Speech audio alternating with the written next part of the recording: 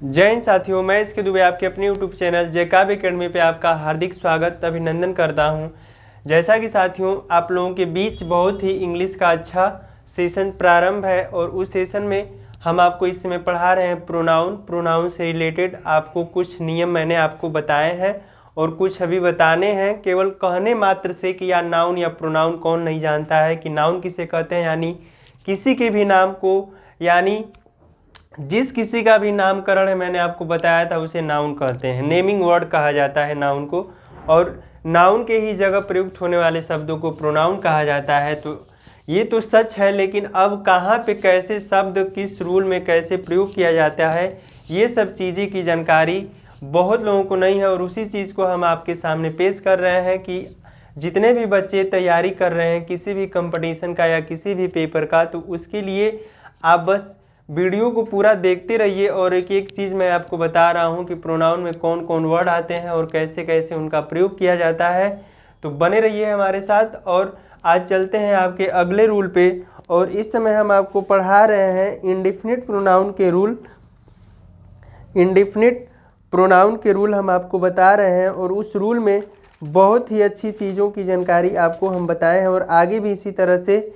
तो आइए शुरू करते हैं।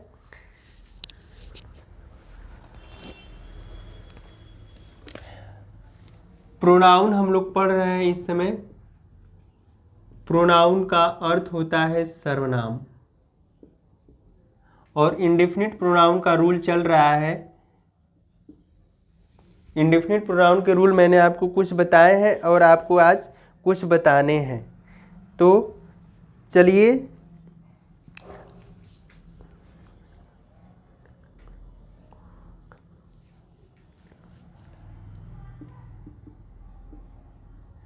रूल नंबर अगला है आपका कि यदि आल का प्रयोग व्यक्ति के लिए हो तो, यदि आल का प्रयोग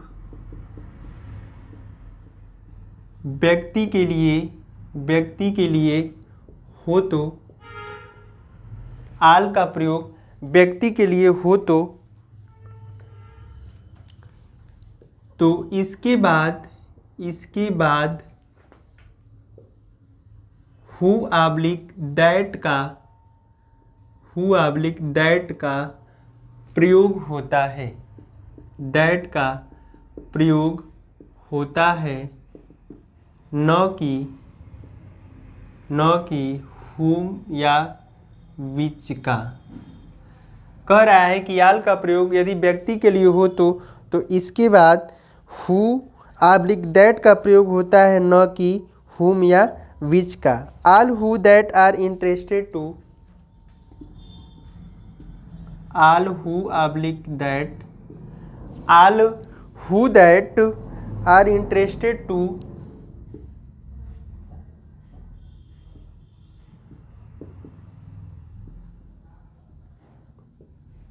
do this work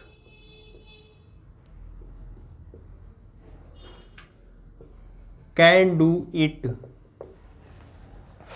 कह रहा है आपका कि all who that are interested to do this work can do it। तो यहाँ पे आप देखेंगे आल का जो प्रयोग हुआ है व्यक्तियों के लिए हुआ है, तो इसकी जगह पे हम हु या दैट का भी प्रयोग कर सकते हैं। कह रहा है आपका कि आल का प्रयोग व्यक्ति के लिए हो तो इसके बाद, यानी आल के तुरंत बाद हम हु का या दैट का प्रयोग कर सकते हैं, न कि हुम और विच का। तो ये सेंटेंस आपका क्या हो जाएगा, बिल्कुल क्लियर हो जाएगा। और यहाँ पे आपका हु और विच का प्रयोग क्या हो जाएगा, गलत हो जाएगा। हुम और विच का प्रयोग हम नहीं करेंगे। रूल नंबर नेक्स्ट क्या कह रहा है कि आल का प्रयोग वस्तु के लिए हो तो, आल का प्रयोग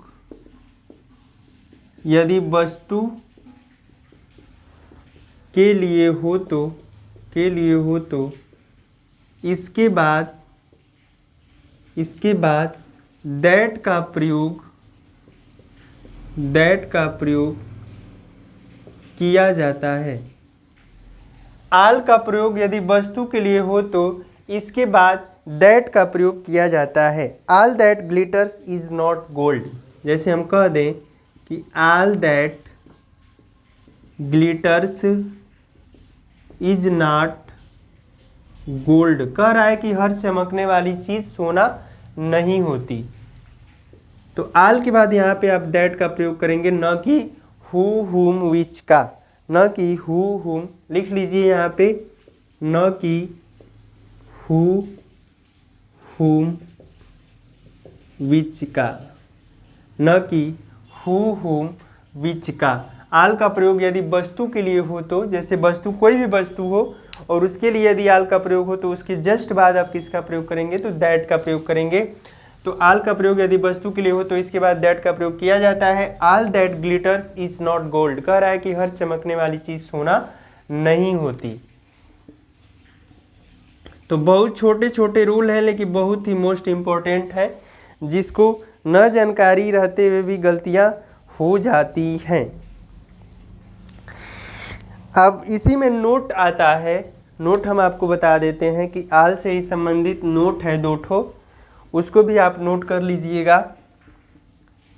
और नोट को पढ़ना बहुत ज़रूरी होता है क्योंकि ये अपवाद पैदा करते हैं कि आल plus singular uncountable noun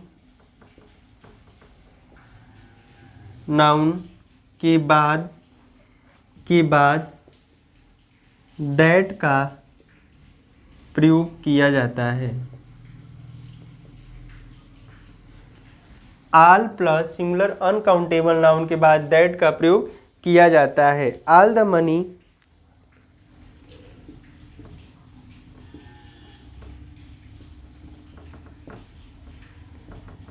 that I gave her, all the money that I gave हर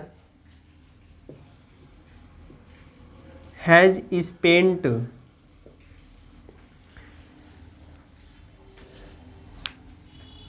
जो भी पैसा मैंने उसको दिया उसने उसे क्या किया, खर्च कर दिया। All the money that I gave her has spent. तो यहाँ पे कह रहा है कि all plus singular uncountable noun, singular uncountable noun यानी जिस रुपए को गिना न जा सके। तो यहाँ पे द मनी जो है यानी कितना रुपया दिया गया है वो पता नहीं है, इसलिए कह रहा है कि all plus singular uncountable noun के बाद दैट का प्रयोग किया जाता है। यहाँ पे द मनी जो क्या है आपका SUN है यानी सिंगुलर अनकाउंटेबल नाउन है और इसके जस्ट बाद आपका दैट का प्रयोग हुआ है। नोट नंबर 2 क्या कहता है,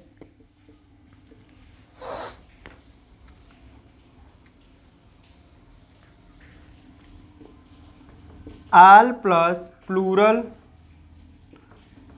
काउंटेबल नाउन के बाद भी, काउंटेबल नाउन के बाद भी दैट का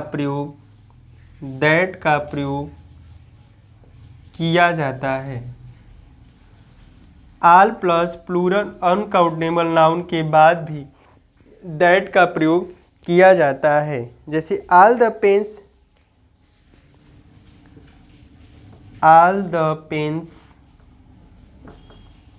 that I gave him are new, that I gave him are new, कह रहा है कि जो भी पेने कलमें मैंने आपको दी हैं वो सभी क्या है, नई हैं।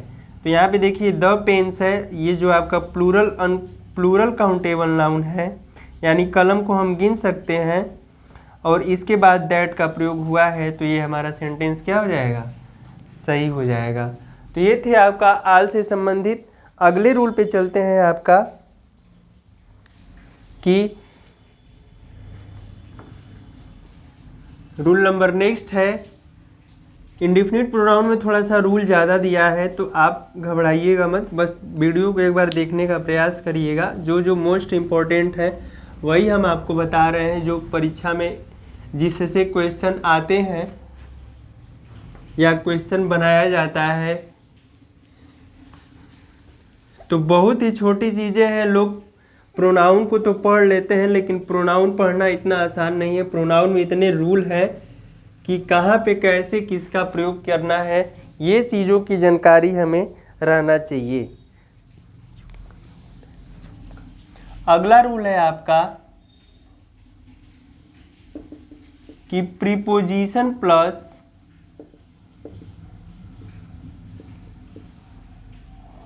whom ऑब्लिक which का प्रयोग होता है। Preposition plus whom oblique which का प्रयोग होता है।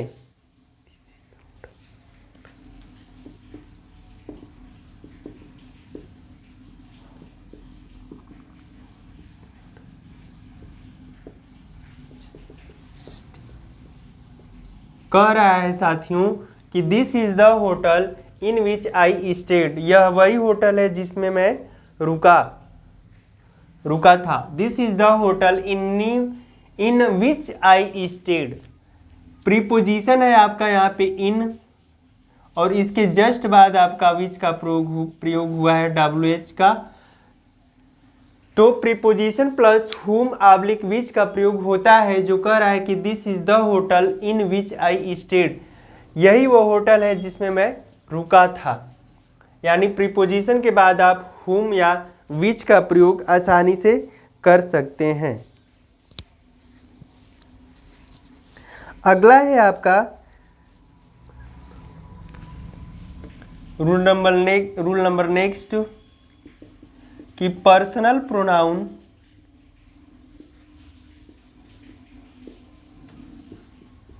ही she it they I we you, है ना। पर्सनल प्रोनाउन आपका he she it they I we you के बदले द सेम का प्रयोग नहीं होता है, के बदले द सेम का प्रयोग नहीं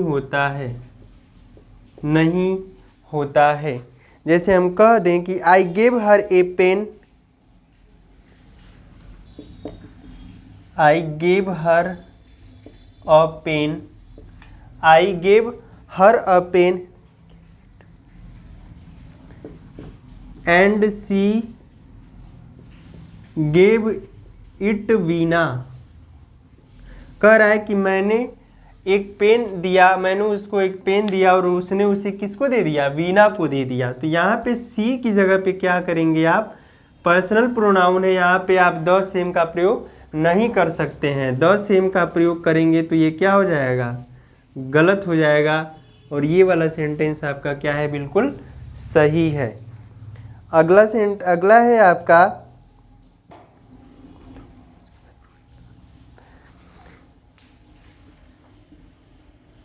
रूल नंबर नेक्स्ट है कि यदि प्रीपोजिशन के बाद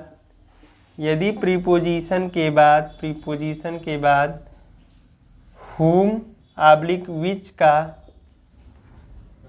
का प्रयोग हो तो इसके बाद प्रीपोजिशन का प्रयोग नहीं होता है। इसके बाद प्रीपोजिशन का प्रयोग नहीं होता है। दिस इज द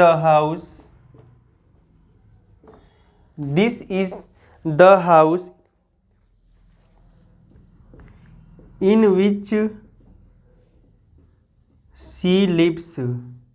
यहाँ पे देखिए इन आपका प्रीपोजिशन है, इसके बाद WH का प्रयोग हुआ है विच का, और इसके बाद कोई भी प्रीपोजिशन का प्रयोग नहीं है, इसलिए सेंटेंस हमारा क्या हो जाएगा, सही हो जाएगा। This is the house in which she lives, यह वही मकान है जिसमें वह रहती है।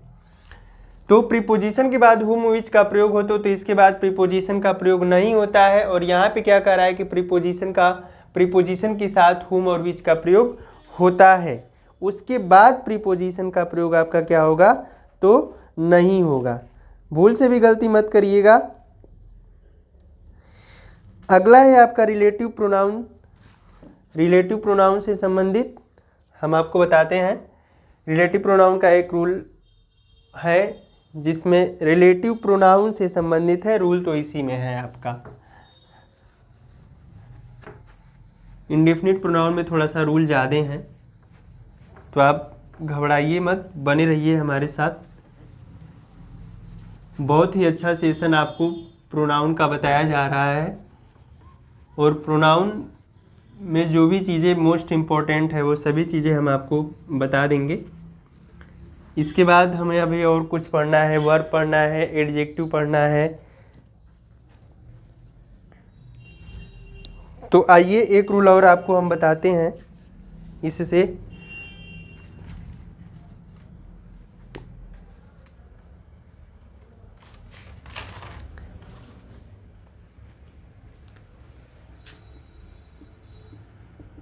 रूल नंबर अगला है कि यदि हु का प्रयोग नॉमिनेटिव केस के प्रोनाउन, यदि हु का प्रयोग नॉमिनेटिव केस के प्रोनाउन के रूप में नॉमिनेटिव केस के प्रोनाउन पहले आप लिख लीजिए कौन कौन होते हैं। तो I, we, you, he, she, it, they के समान होता है, के समान होता है। और इसके बाद वर्ग और इसके बाद वर्ब का प्रयोग निश्चित रूप से करते हैं, जैसे एग्जाम्पल क्या बनेगा आपका कि दिस इज द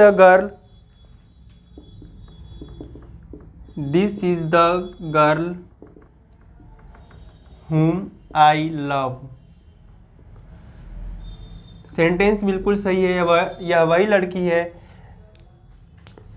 जिससे मैं प्यार करता हूँ। This is the girl whom I love, sentence बिल्कुल सही है। यहाँ पे whom की जगह which अगर दे देगा तो वो सेंटेंस आपका क्या हो जाएगा, गलत हो जाएगा, ठीक ना। ये मत समझिएगा कि which का प्रयोग जल्द एकदम होगा। नोट है इसमें पहला नंबर, नोट क्या कहता है कि whom के बदले who का प्रयोग ही ज़्यादा प्रचलित है। whom के बदले who का प्रयोग ही ज़्यादा प्रचलित है, whom के बदले who का प्रयोग ही ज़्यादा प्रचलित है।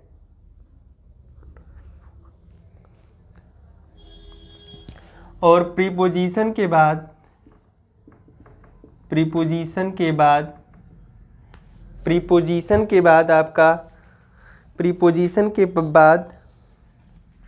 whom का प्रयोग होता है न कि who का, जो मैंने आपको पीछे भी लिखवाए हैं। तो ये दोनों चीज़ें आप याद रखिएगा। और इसमें 2-4 चीज़ें हैं बतानी आपको, जो मैं आपको कल बताऊंगा अगले वीडियो में हमारे, और उसी में आपको हम प्रैक्टिस सेट से कुछ क्वेश्चन भी आपको पुटअप करेंगे और समझा देंगे। तो अगले वीडियो में प्रोनाउन खत्म हो जाएगा, उसके बाद हम वर्ब पढ़ेंगे। तो आप मन से पढ़िए, बने रहिए हमारे साथ और वीडियो को पूरा देखने का प्रयास करिए। और सर हमारे साथियों सभी लोगों से निवेदन है कि थोड़ा चैनल को आप लोग सब्सक्राइब करवाइए, शेयर करवाइए और लाइक करते रहिए। तो आज के लिए इतना ही।